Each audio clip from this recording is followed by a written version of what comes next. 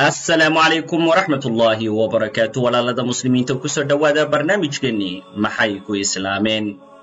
barnaamijkeenana walaalayaal waxaynu ku soo qaadan doonaa haweeney u dhalatay dalka Mareykanka oo markii ay islaamtay caruurteedii laga qaaday balse maxaa Ilaahay ugu bedelay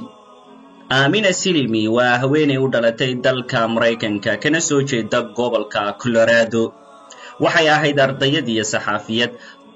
toddobaatanaadkii ayay ahayd markii ugu horeysay ee kombiyuutarka loo adeegsado in lagu diiwaan geliyo ardayda jaamacadda kadibna sanadkii markuu ahaa 1975 ayaa Amina Silimi si qaldan loogu diiwaan geliyay kombiyuutarka waxaana u soo baxay maado aanay dooranin Amina waxay aaday jaamacadda gaar ahaan maadadii u soo baxday inay barato kadibna fasalka ayay ugu tagtay arday muslimiin oo ka soo jeeda wadamada Carabta oo dhiganaya isla fasalkaas dabadeedna ninkeedii ayay u sheegtay in aanay jeclayn inay fasalkaas ay la dhigato dad ajaanib oo waliba haysta diinta Islaamka kadibna ninkeedii ayaa u sheegay in qaladkii kombiyuutarka ka yimi uu ahaa inay la kulanto dhalinyaradan oo ay iyaduna ugu yeedho diinta Masiixiyadda ama diinta Kiristaanka Amina waxay go'aansatay inay fasalka tagto sidoo kalena diinta Masiixiyadana ay u bandhigto dhalinyaradii hase ahaatee dhalinyaradii ayaa iyaguna waxay siiyeen kitaabka Quraanka Kariimka ah Amina way akhriday kitaabkii Quraanka Kariimka ah waxayna ku qanacday in kitaabkani yahay hadalkii Ilaahay kadibna waxay bilowday inay xiisayso tacaaliimta Islaamka waxay iska daysay cabidii khamriga iyo cunidii hilibka doofaarka hase ahaatee ninkeedii ayaa Amina ku tuhmay inay xidhiidh la leedahay nin kale kadibna sidaas ayay ku kala tageen muddo kadib waxa Amina u yimi nin magaciisa la dhaho Cabdulcasiis wuxuuna ninkaas u sharaxay diinta Islaamka inay ku dhawaaqdo shahaadada xaqa ah kadibna sanadkii 1977 ayay Amina ku dhawaaqday shahaadadii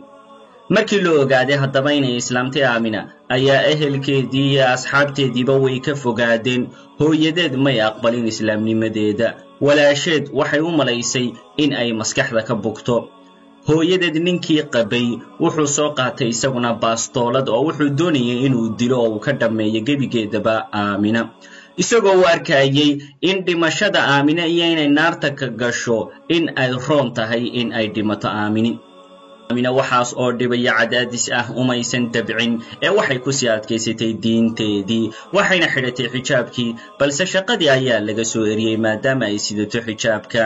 kadibna ninkii ay kala tageen ama ay kala maqnaayeen ayaaba furay maadaama ninkeedii ay kala tageen oo ay isfureen waxaa laga qaatay 2 carruur oo ay lahayd waxayna maxkamaddu ku xukuntay in ay kala doorato islaamnimadeeda iyo ubadkeedii wuxuuna qaadigii maxkamaddu siiyay muddo dhan 20 daqiiqadood Amina waxay tidhi 20kaas daqiiqadood waxay ahaayeen 20kii daqiiqadood ee noloshayda ugu adkaa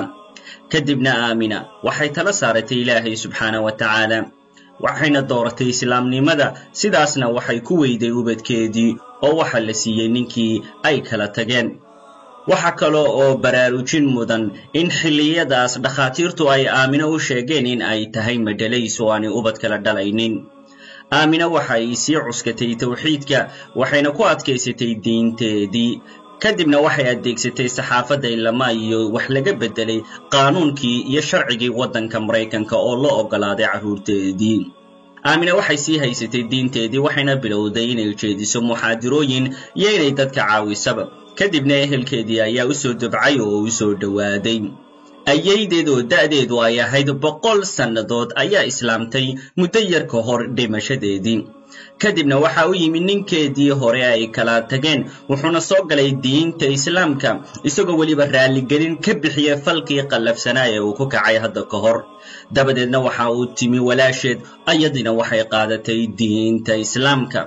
halka wiilkeedii oo ahaa 21 jir isaguna uu ka qaatay diinta Islaamka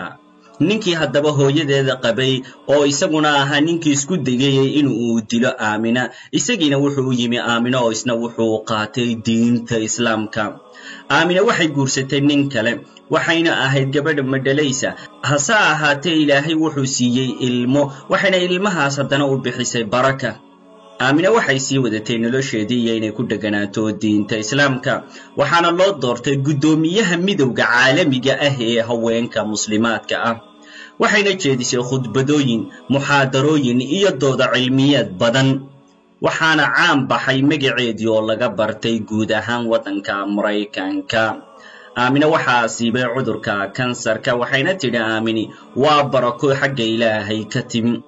aamini waxay tusaale u ahayd guud ahaan muslimiinta oo dhan waa haweenay u samirtay una dulqaadatay dhibaatooyinka iyo imtixaanka adduunka kadibna ilaahay samirkeedii wax kaga tusay oo iyadoo oo nool ay ehelkeedii badankoodii ay qaateen diinta islaamka